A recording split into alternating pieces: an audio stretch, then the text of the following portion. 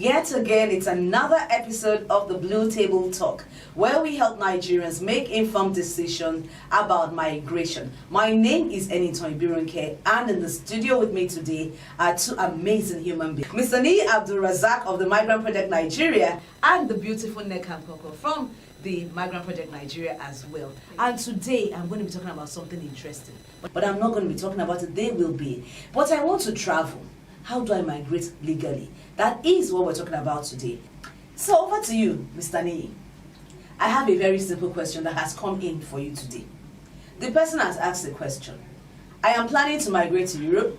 I want to go abroad to go and improve my economic opportunities, but I am not a degree holder. Not only am I not a degree holder, I do not even have enough funds to migrate. How do I migrate legally? I don't want to go and work for inside Libya. I beg, help me. How do you answer this question? Yes, thank you very much for the question. The question you have asked is actually the major drive what pushes Nigerians through Libya, the Mediterranean, and they risk their life to go and get something to do in Europe. There are opportunities for people who didn't go to school. If you're not a graduate, you don't have master's degree, you don't have first degree, there are plenty opportunities for you to migrate to Europe. There are two kinds of jobs, basically broad. There's a kind of job we talk about, white collar job. These are office workers, all these directors, manager, people that put tie.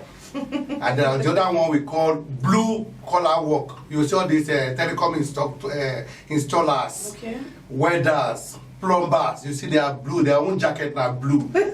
So they call them blue collar work. Those kind of work, and then Nigeria here, so so they bracket for abroad, and they are always looking for them. Most graduates say we come out for Nigeria, like that kind of job, now they do because they are certificates and actually not recognized, because you still have to do some professional courses in some of those countries before you can work. So if you didn't go to school, the first thing you have to start from the vocational training and get your trade test certificate. Trade test 1, 2, 3. Plumbing, electrical, steel worker, or you can be a technician. There are certain other schools in Nigeria, like the School of Health at LA Ibadan. You can study pharmacy technician. There's another school in Lagos here, at Abbey Road here. Once you have qualified, you get your trade test. You can now go online and apply for further training in that profession. And as a welder, as a cameraman, as a filmmaker, you can as a studio manager, as an artist, even if you are in Edo, this structural, this carving that Edo people are very good at. You can now go to places like Belgium, Netherlands, School of Carving, sculptor. Wait, Mr. Ni. So you mean that, I would have to ask you at this point, as you're talking, my mind is like, you mean opportunity bracket like this? I don't even know. Because the reason why many people don't know is that the agents that are taking you to Libya, going to their hustlers. The agents are hustlers. So they need money. So they are not even going to tell you about the opportunities. They're only going to tell you sweet stories for you to cough out money. They're not going to tell you stories that will help you. Okay, see. So, but Migrant Project will show you facts. Because we are not travel agents and we're not after your money. Okay, now there's another question before I come to you, Nneka, that somebody asked again, and I want you to shed more light because it's right in line with what you have said. And this is coming from a woman. I'm assuming a woman. She talks, say, my boyfriend introduced me to a guy who said he go sponsor me abroad, but we must sign a contract first and take an oath to pay him when I come back. Should I sign this contract or not? I beg, advise me. Please. Whoever you are, do not sign any contract with anybody. There are woman traffickers outside who prey on young girls. When they see the targets they are looking for, the person is slim, pretty, say, oh, hello, how are you? You make good money. How are you? I travel a lot. I can send you abroad. I'll pay all the bills. I'll send you to school in Europe. He's a trafficker. When you get to Europe, the story is going to be different. You are going to go to, you start working for him as a sex worker, and you want to collect the money. Once you have entered into a contract, you know what it means, you have to deliver. But if you are in that position, you don't need all those ones. You don't, instead of signing a contract with your boyfriend, no. You can look for modeling agencies in Nigeria. Register with them. They will take shot of you. They will do promotion. Then from there, other foreign modeling agencies, fashion school. Those are the kind of places, the opportunities you have. Fashion is a good opportunity. Trade fairs, they are good opportunities. The travel market, there's something that's called the travel market. In Ghana, they call it the Akwaba travel market. But you must be a professional in the travel industry. Hence, it's an opportunity where you can get job, cabin crew, things like that. Thank you, Mr. Ni. You have shed so much light on this topic so far. We shall be looking at what is going on with European countries and the new tightening of rules against Africans and other migrants from other places. But today we are looking at the Blue Table Talk is trying to show opportunities and how ways for people to migrate legally. But can you try to kindly explain what other type of visas exist for people from Nigeria? Okay, I'll just be very, very brief. But before I start, I would love to make mention of something Mr. Ni had said. Just to add that nobody helps anybody to travel out for free. Even if somebody is helping you, like I say, nothing is free in Freetown. Even if it is free, someone is paying for it. That's true. No one would spend millions to send you abroad, whereas they would not get returns on whatever they have spent on you. So you need to be very careful of some of these offers. If they are too good to be true, then you know that there's a problem. So you need to also make your own research and not just jump into any opportunity that comes. We have several visas. Now, the first important thing you need to know is, what am I going to that particular country to go and do? So different types of visas will determine the kind of your reason for going to a particular country will determine the kind of visa you're going to get. We have the tourist visa, we have visiting visas. There are different kinds of visas. Now, what most Nigerians or most people use as an avenue for migration is the student visa. Now, in times past in the UK, since their Brexit, a lot of people they are welcoming a lot of migrants. So UK is now a very good destination for people to go to. Just have your money, or you can apply for scholarship opportunities and move over to the UK. Even the US, they have lots of I think the US has more scholarship opportunities compared to any other country.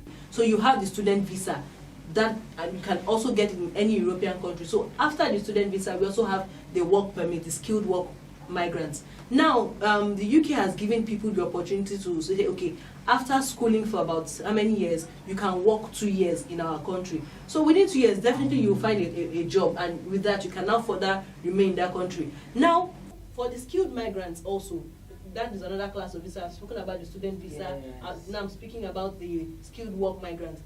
Now, if you're going there to work, you have to get that job opportunity here in your own country. Okay. You cannot just pack your bags and go to the embassy and they ask you, why are you here? You say, I want to come and work in your country. There are other people looking for that same job. True. So what you have to do is get that job already. Then the organization applies for your visa. Okay. You cannot just pack your bags and go into a country to say you're going there to look for a job. It doesn't work that way. Now, we also have the Global Talent Visa, which was also launched by the EU, whereby if you're a leader, a potential leader in research and academia, or you're in digital economy, or arts and in area of arts, you're allowed, when you have such talents or you're within that space, you're allowed to come into that country to come and work. It's a different type of visa. Now, we also have the European EU Blue Card, so for special skilled professionals. So if you have such talents, you have such skills, you can apply to go and work. So basically, you speak about student visa, and you also talk about the skilled work migrants. Now, there is another class of visa which is for the self-employed. Okay. Now, if you have a business, most tech organizations in Nigeria have known, because of the issue of tax and everything, Nigeria not being so favorable, most of them have had to move their businesses from Nigeria to another country. So if you have an organization that you feel, okay, I want to go and start up in a particular country, almost all the countries, so long as you're coming there to add value, they would accept you. You say, okay, I want to move my organization to your country, it's a different class of visa on its own. Then oftentimes, if you're looking for a particular time, just go there, go on their website, read about the requirements, and know how to move. Not just waiting up and expecting somebody to just come and say, oh, come and go to this country, there's a job for you, and you're not even doing your research. So for people who have little, medium-sized businesses, you can just apply. Say, okay, I want to move my office to your country, and that is another avenue for you to live. So it is also important that people become skilled. It's important that you have the avenue. You also know about the student visa. You also know about for employed people. So there are lots of avenues to migrate and leave Nigeria if you so wish. But at the end of the day, sometimes the underlying factor with all these things requires money and you having the knowledge of these opportunities that are bound. You know, today it be like say I dey inside classroom. Me sef, when they listen to the guest, I don't dey take am, don't dey manage am. But I know one thing be say our guest today for the Blue Table Talk. But before we come out for today's show, I want to say, you don't talk am Mr. Niyi. You don't listen all these viable options. But above all, at the end of the day, wetin be that one thing wey you go tell people? We won't come out, how you go just give one chunklo advice or inspiration. Mr. Niyi, over to you before we go. Say if you want migrate, go and get handwork. The handwork where you sabi do for Nigeria. And that handwork might be the tools where you go take migrate. So go get handwork through vocational school. No, they just go there, say I just go waka, go waka, they find what. No, they work like that for Europe. Go and get a skill. Go and learn handwork. Plumbing, tailoring, mechanic, engineering, camera, TV productions. Go and get handwork. Then from there, you can go abroad to develop yourself and find work. Thank you very much. Check our website to read more.